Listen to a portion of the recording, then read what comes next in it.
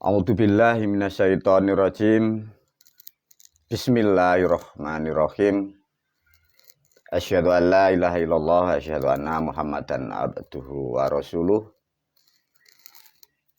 Para murid dan santri dimanapun berada, juga para pemirsa, Assalamualaikum warahmatullahi wabarakatuh. Dan sugeng rahayu semua para pemirsa. Semoga selalu dalam keadaan sehat walafiat semua dimanapun berada. Pada malam hari ini, di dalam video ini, guru melanjutkan videonya dengan judul Pakem Ilmu Somadun bagian 2. Artinya video ini terkait dan terangkai dari volume yang pertama. Video ini disiapkan oleh guru khususnya untuk murid dan santri-santri ke depan dan untuk tahun-tahun ke depan dan tahun yang akan datang. Semoga tahun-tahun yang akan datang guru tidak banyak lagi menerangkan tentang kitabnya, tidak banyak lagi menerangkan tentang acara atau ilmu yang disebut ilmu somadun itu. Sehingga setiap tahun paling tidak para murid atau santri sudah banyak hal yang tahu dan mengerti, sehingga guru bila menerangkan tidak banyak, sehingga hal-hal yang kurang sedikit guru akan menggenapi. Jadi artinya video ini disiapkan guru sampai waktu yang tidak terbatas, terutama bagi murid santri yang belum banyak mengetahui tentang somadun itu apa, ilmu rakitan itu apa. Itu nanti dirangkai oleh guru, semoga nanti menjadi beberapa video, jadi volume bagian yang pertama, bagian kedua dari video ini. Para murid, para santri, untuk diketahui ya, video guru sudah banyak yang beredar, dan ini juga untuk difahami bagi murid santri yang baru ya. Video guru tidak bisa ya, tunggal satu video tidak bisa. Semua terangkai video yang satu dengan video yang lainnya, ilmu yang satu dengan ilmu yang lainnya. Demikian juga ilmu yang diajarkan guru itu terangkai dengan sejarahnya, terangkai dengan nasihatnya, terangkai dengan kitabnya, terangkai dengan laku ilmunya. Semua itu satu kesatuan yang tidak bisa dipisahkan. Satu contoh, guru mengajarkan atau menciptakan ilmu yang disebut ilmu rakitan atau ilmu somadun. Itu pun banyak hal yang dilalui guru yang setelah dijalankan bertahun-tahun, sehingga guru menghasilkan sesuatu karya cipta apa yang disebut ilmu rakitan. Para murid dan santri, kadang guru pun sudah sering bercerita kepada murid dan santri. Namun melalui video ini guru pun sedikit atau menyampaikan kembali agar para murid dan santri paham. Dari mana guru asalnya ilmu ini? Kembali lagi dari video yang lain sudah disentuh. Semua dari perjalanan guru. Satu contoh para murid dan santri. Sejak tahun 1998, setelah guru selesai menyelesaikan 10 tahapan atau 10 pagoda yang dibina oleh beliau Mbah Mu Sultani Aulia, guru selesai dari tempat pendidikannya atau di tempat yang tersembunyi, itu selesai secara konsepnya ya. Jadi konsep keilmuan dan konsep keislaman semua selesai pada tahun 1998. Setelah itu beliau sampai sekarang, beliau sudah tidak pernah turun lagi ke dunia. Dengan terjadinya atau dengan peristiwa yang dilalui guru selesai dari 10 pagoda itu, guru melakukan perjalanan dari wilayah Kabupaten Jombang menuju Kota Mojokerto. Diajarkan sejarahnya dulu. Sebenarnya dulu setelah lulus dari pendidikan beliau itu, guru rencana dulu itu mau menjalankan atau melanjutkan perjalanan kehidupan itu di Jawa Tengah. Namun ada pertimbangan yang tersendiri sehingga guru tidak dibolehkan ke Jawa Tengah, sehingga guru mendapat perintah ke wilayah timur sedikit dari Kabupaten Jombang, sehingga di Mojokerto. Sedikit cerita agar para murid dan santri tahu ya. Karena guru sudah banyak memahami tentang apa yang disebut itu pangeran atau ilmu atau banyak hal. Dari peristiwa itu berjalanlah guru dari Jombang menuju ke kota Mojokerto. Di dalam perjalanan itu pada siang hari guru berniat dari kota Jombang itu ke Mojokerto begini. Ini cerita agar para murid dan santri paham ya. Dengan kemampuan dan ilmu yang sudah dibekali dari leluhur, guru mempunyai optimis semoga ilmu ini mampu merubah banyak manusia. Dalam artian terutama tentang ekonomi. Karena pada dasarnya dulu sejak kecil pun guru banyak tahu, banyak saudara kita terutama dari orang Jawa. Guru itu melihatnya itu kasihan, mengapa ya bumi seperti ini, negara yang sehebat ini kita menjadi bangsa seperti ini. Karena guru sudah merasa punya ilmu cukup untuk merubah manusia, untuk membuat sesuatu perubahan. Di dalam perjalanan itu ada suara. Suara itu digambarkan begini para murid dan santri ya, biar Anda tidak salah memahami apapun dan semoga tidak mudah berhalusinasi. Pada perjalanan ke Mojokerto di siang itu begini para pemirsa ya. Bila manusia kita di alam dunia seperti ini pada siang hari,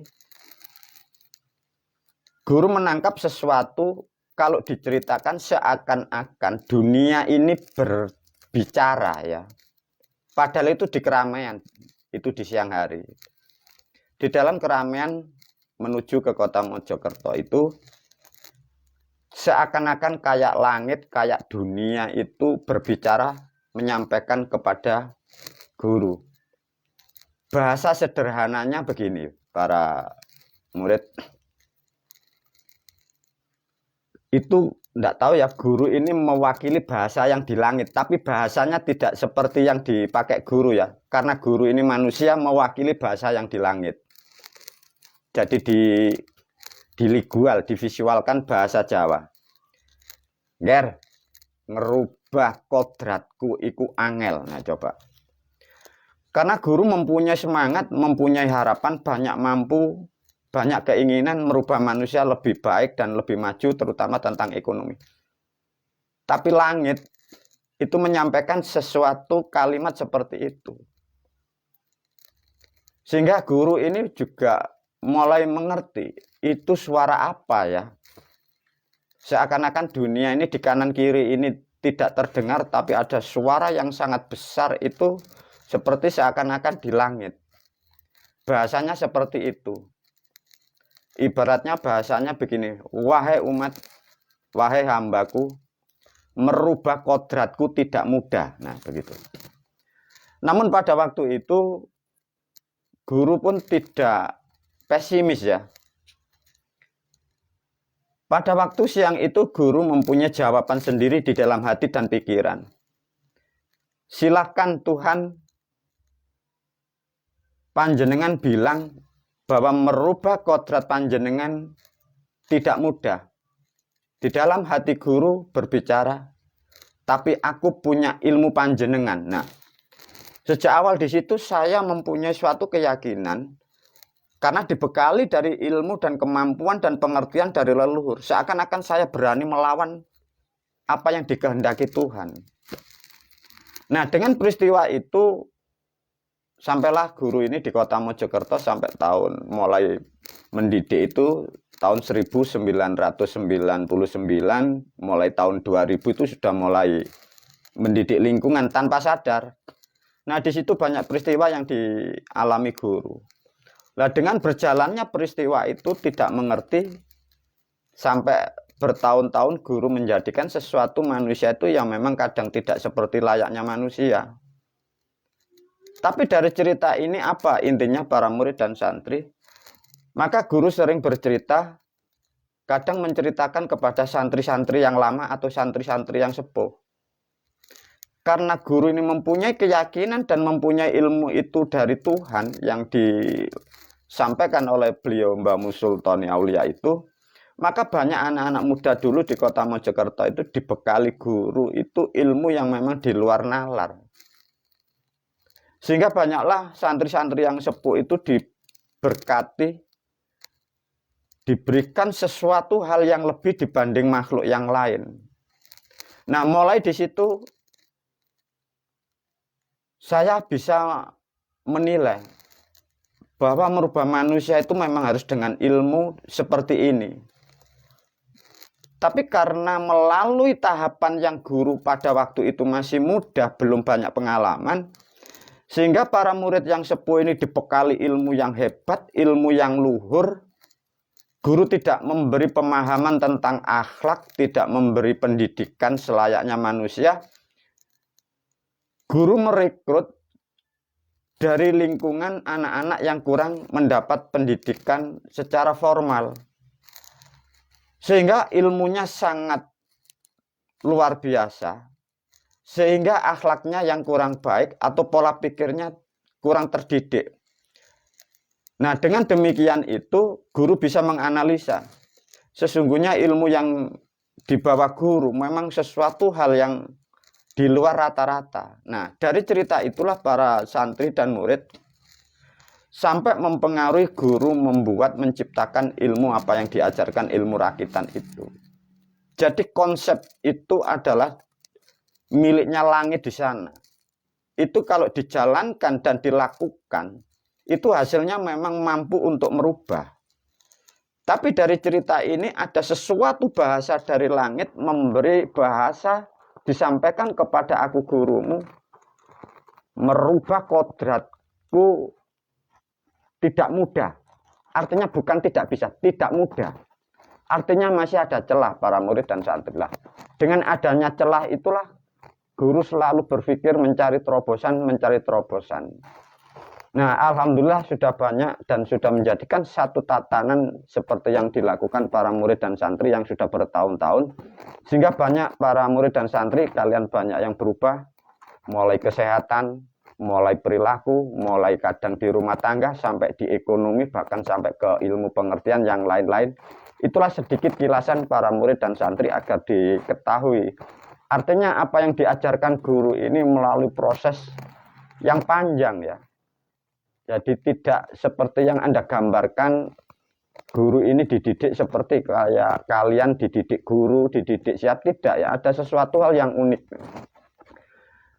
Kembali lagi kepada substansi video ini, karena ini menerangkan pakem ya, pakem ilmu somadun. Jadi ini sudah ketetapan video ini nanti dikaji atau dipelajari terutama menjelang bulan Somadun atau bulan Selo. Untuk video ini guru masuk kepada lampiran yang sudah disiapkan, dan lampiran ini sebentar lagi para murid dan santri yang akan menjalankan ilmu Somadun bisa diambil di kediaman guru karena semua sudah disiapkan. Coba dianalisa nanti biar tidak banyak memberi keterangan guru.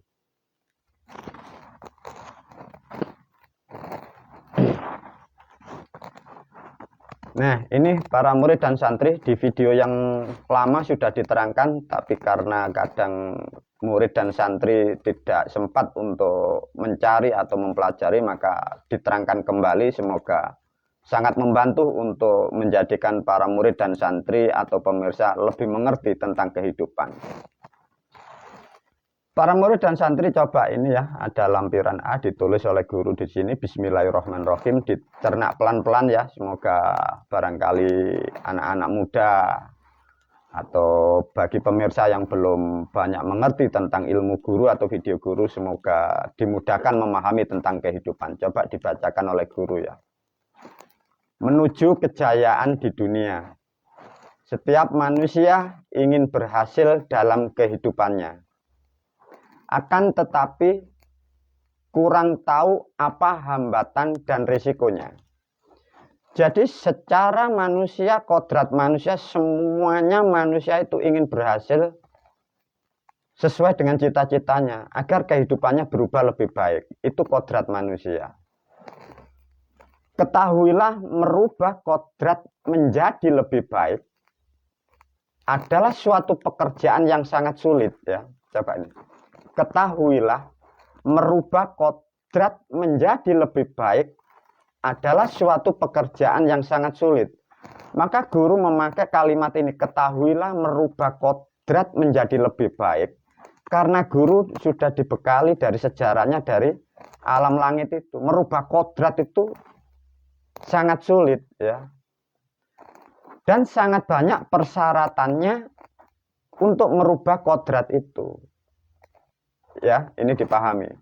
Dan untuk diketahui para pemirsa, karena pemahaman bahasa di negara kita ini rancu, sehingga manusia atau rakyat atau umat sulit untuk membedakan kodrat dan takdir. Nanti diulas biar mendapatkan pemahaman yang tepat ya. Agar mencapai tujuan yang dimaksud untuk berubah kehidupan lebih baik, terutama ekonomi, agar lebih mudah menuju kejayaan di dunia ini, ada beberapa hal yang pokok untuk diketahui dan dipahami. Di alam dunia ini ada yang tidak nampak, tapi itu pasti. Ya, di dalam kehidupan ini, di alam yang nyata kita semua ini, ada sesuatu yang tidak nampak atau tidak kelihatan, tapi itu nampak pasti ada, yaitu yang disebut, guru menyebutnya dengan kalimat catur bintang.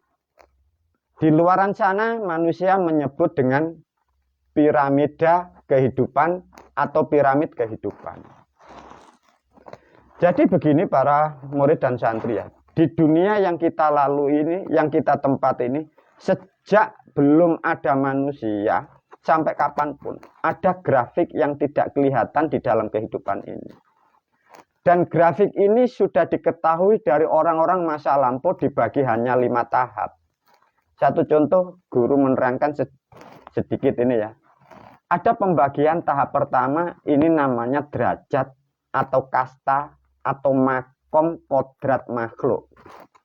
Ada yang bawah disebut, leluhur kita dulu memberi nama itu derajat yang rendah atau tempat yang rendah.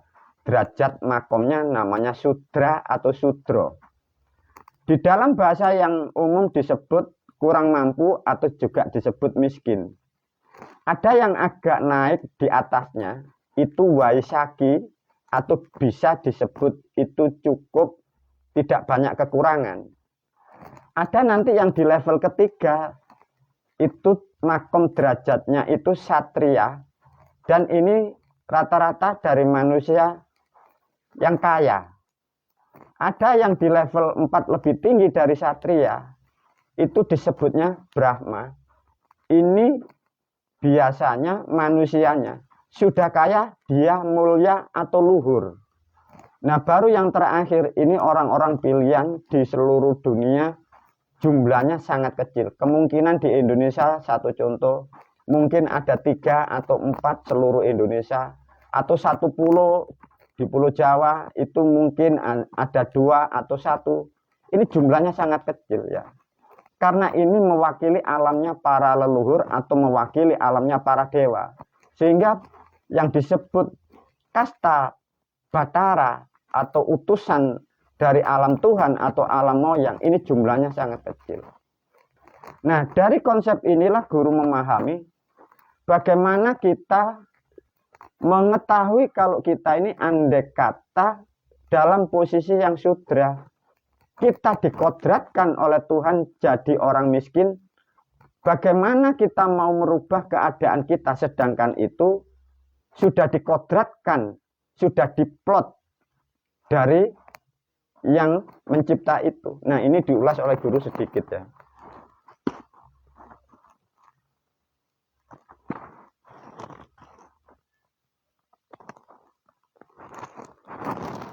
Para murid dan santri diulas sedikit ya, biar paham, tidak salah memahami arti kehidupan. ada bahasa yang disebutin, kan kita sering ini menyebut kodrat, dan ada bahasa lagi takdir. Ini dipahami biar tidak salah memahami menerima kehidupan, biar lebih tepat berbicara dengan orang lain, menyampaikan sesuatu yang dimaksud biar mudah dan menjadi satu kesatuan bahasa yang tepat di dalam berbangsa dan bernegara. Kodrat adalah ketetapan yang sudah ditetapkan dari hukum alam, itulah yang disebut kodrat. Satu contoh, kita menjadi manusia, ini namanya kodrat. Ya, kita menjadi laki-laki, kita menjadi wanita, itu kodrat. Ya, harus dipahami. Satu contoh, ada bahasa namanya makom derajat atau nilai kehidupan yang tidak nampak. Kalau jenis kelamin bisa dilihat, ya. Tapi yang disebut makom derajat atau kasta, ini melihat kodratnya bagaimana, guru? Nah, inilah yang sulit. Maka untuk melihat kodrat yang dicipta oleh Sang Maha Tuhan atau yang ditentukan oleh alam, maka setiap kodrat itu mempunyai sifat dan karakter yang menggambarkan dari kodratnya. Satu contoh, tatkala makhluk manusia ini dikodratkan oleh Sang Maha Pencipta itu miskin, itu pasti mempunyai sifat. Dari sifat itu menerangkan kodratnya. Karena kodrat ini manusia menyebutnya bahasa ekonomi itu miskin, bahasa kastanya ini sudra, pasti mempunyai sifat apa? Bodoh. Mau menang sendiri, tidak mampu untuk berpikir panjang. Sehingga bila melakukan sesuatu, sehingga sering menemukan kesalahan karena tidak mampu berpikir panjang. Jadi ciri-cirinya sudah bisa dideteksi.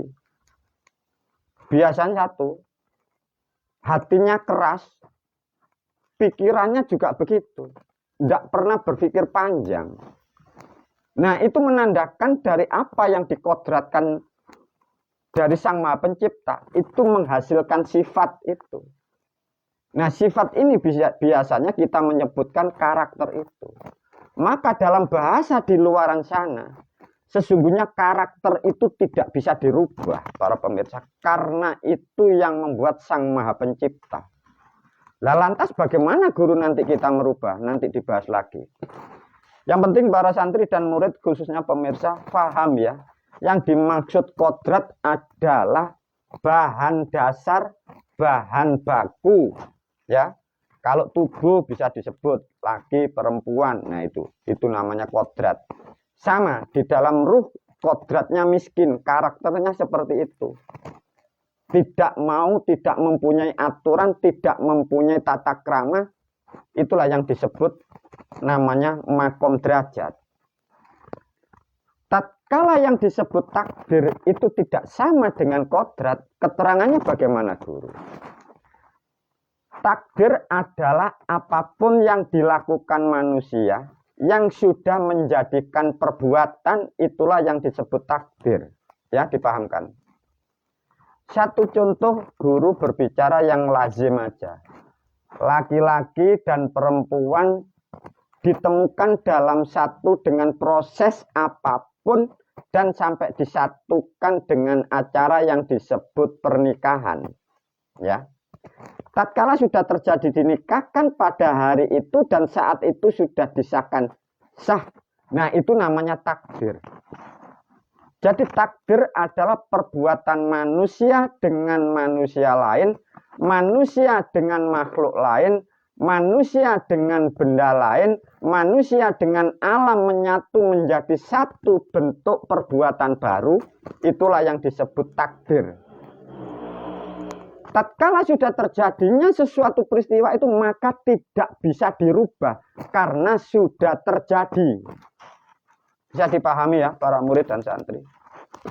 Satu contoh agar tidak rancu ya di dalam pemahaman takdir dan kodrat. Nah ini satu. Inilah yang disebut satu contoh sudah dikodratkan, asalnya dari gaibnya, ditakdirkan sudah menjadi rokok. Sudah tidak bisa dirubah lagi. Kalau ini dirubah, kulitnya dikupas, tembakonya ini hancur, sudah tidak menjadi rokok. Sehingga takdir rokok ini hilang. Bisa dipahami ya?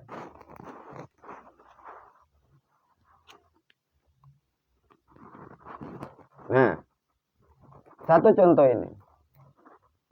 Karena tadi belum dinyalakan apinya, belum dikasih korek, itu masih kodrat namanya rokok. Kalau sudah dinyalakan nyala seperti ini, inilah baru yang disebut takdir. Kalau sudah terjadi seperti ini, tidak bisa kita tarik mundur. Sudah tidak usah takdirnya, tidak usah jadi. Bisa dipahamkan ya para murid dan santri. Artinya yang disebut takdir adalah peristiwa yang sudah terjadi ya. Peristiwa, bukan makhluknya, bukan pelakunya, ya. Peristiwanya yang sudah terjadi, ya. Dipahamkan. Takdir adalah peristiwa yang sudah terjadi. Nah, begitulah para murid dan santri agar paham ya untuk membedakan kodrat dan takdir. Kita sekarang masuk kepada yang disebut piramid tadi.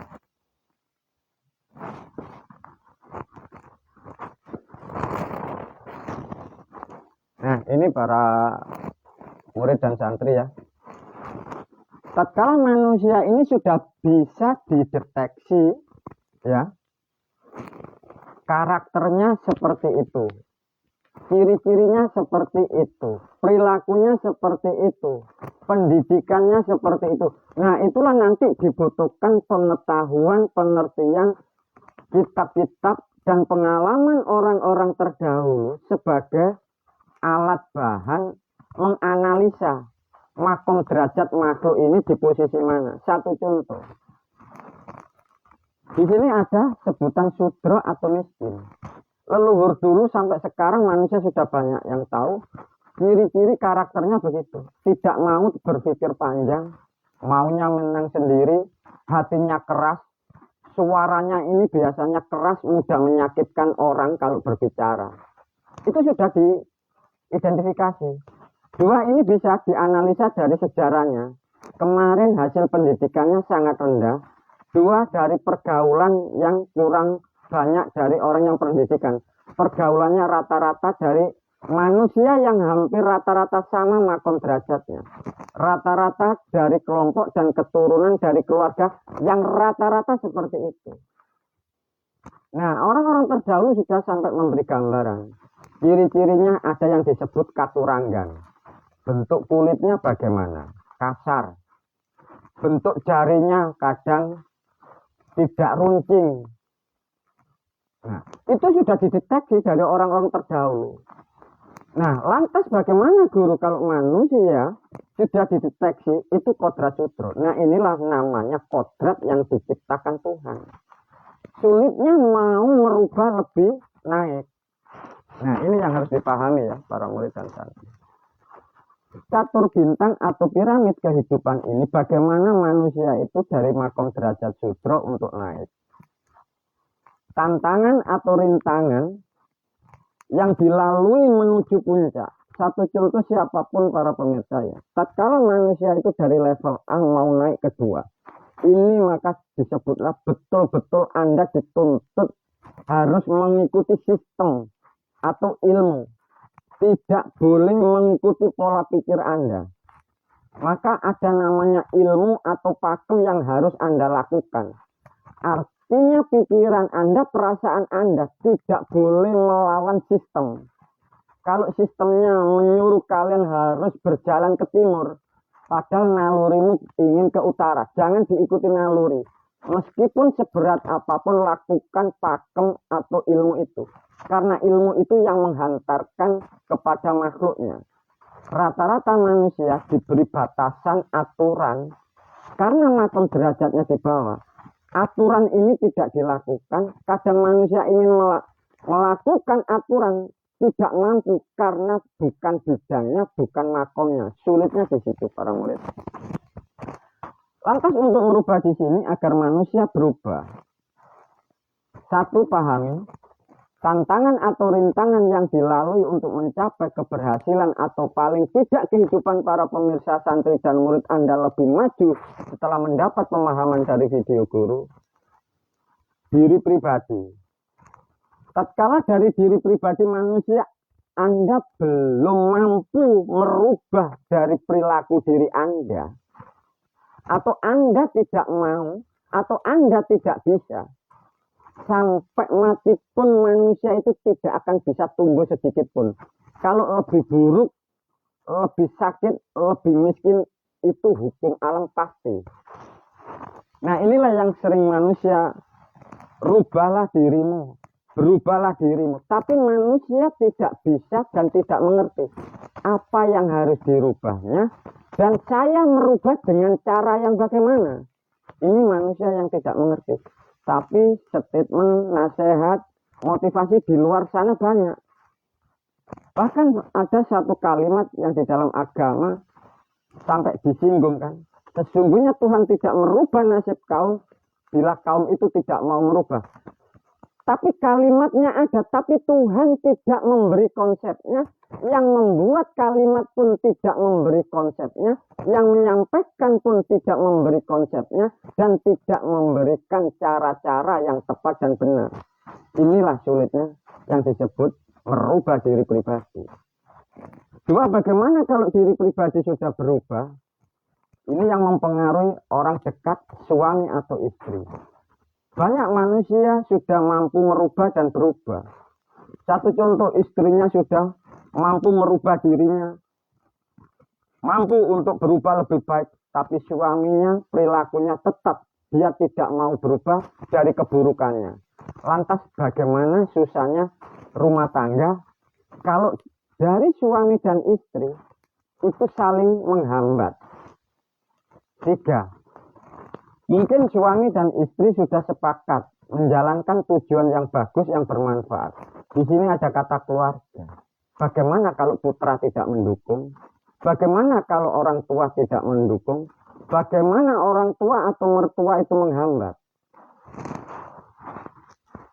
Itulah yang sering terjadi para pemirsa.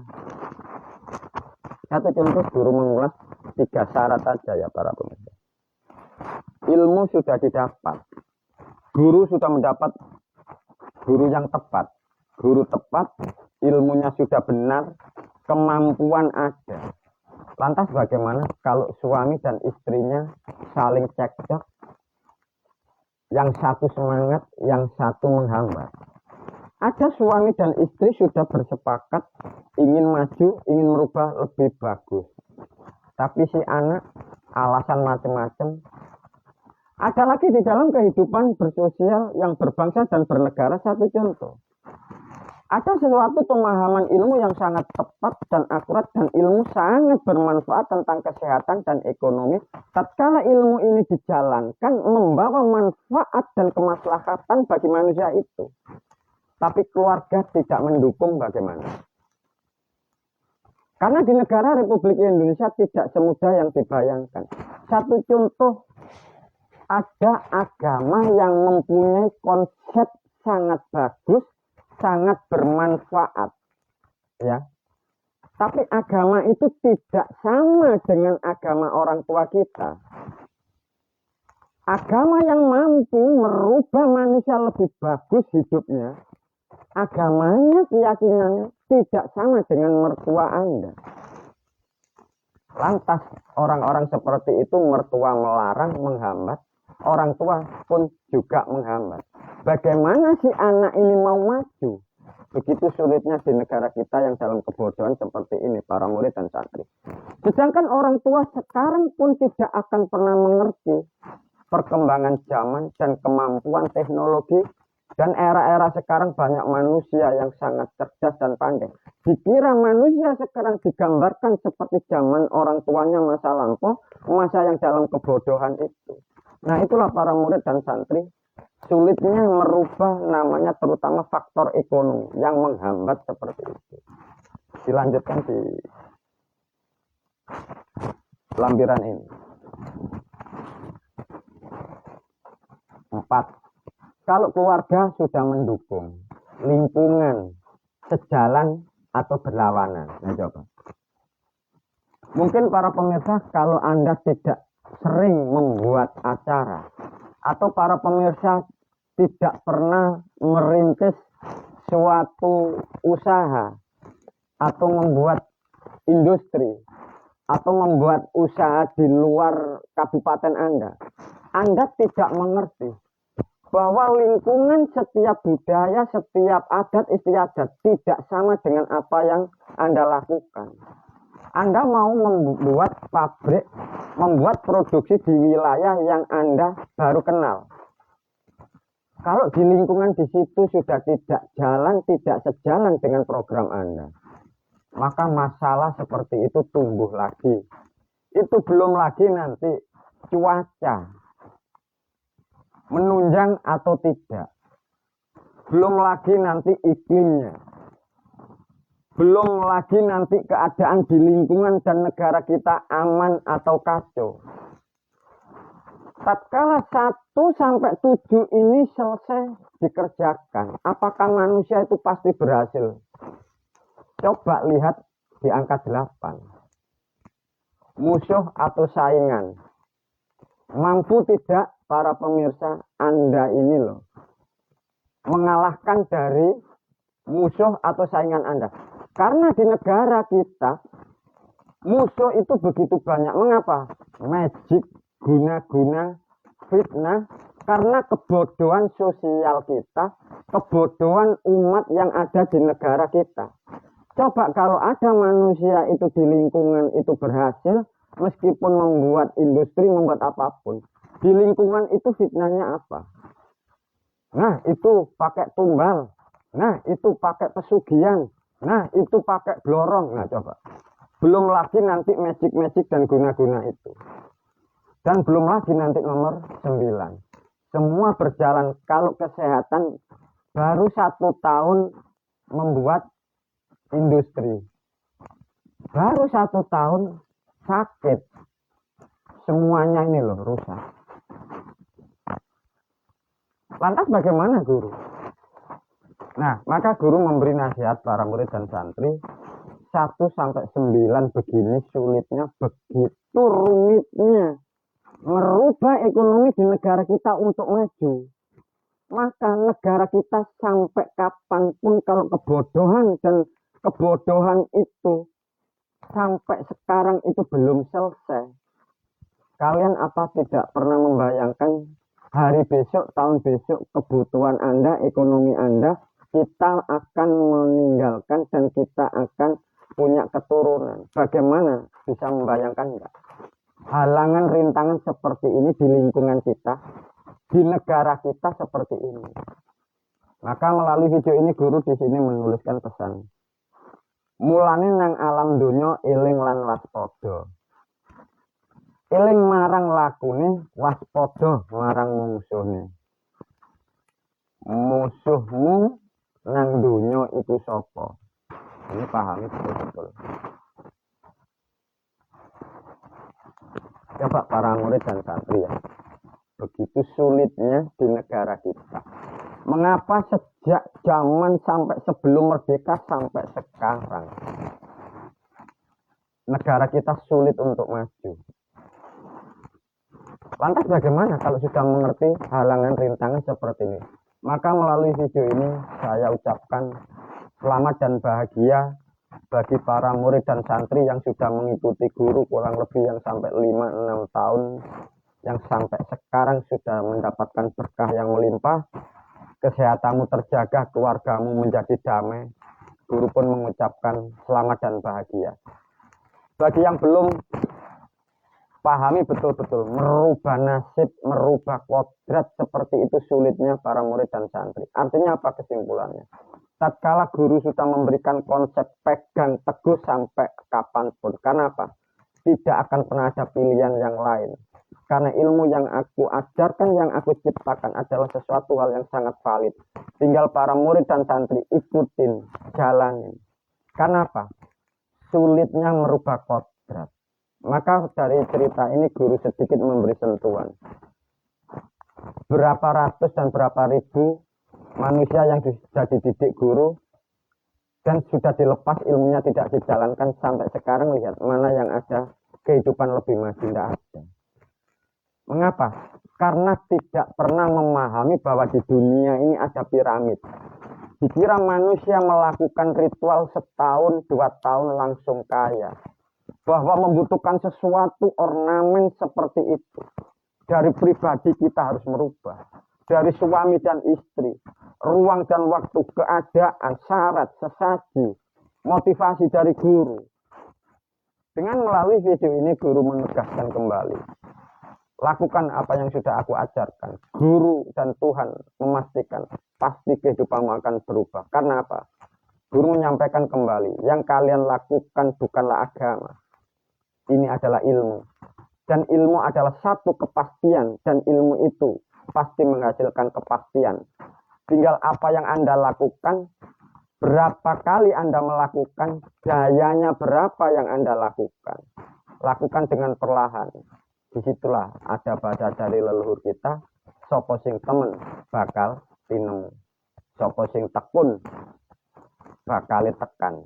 Itulah para murid dan santri, semoga video ini semoga mampu mencerahkan, memahamkan tentang kehidupan, dan semoga para pemirsa pun juga semoga bisa mampu merubah secara pribadi juga, agar ekonomi dan kehidupan kita bisa berubah lebih baik, sehingga kehidupan di dunia kita betul-betul mendapatkan nikmat.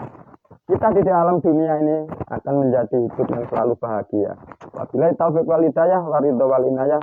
Assalamualaikum warahmatullahi wabarakatuh.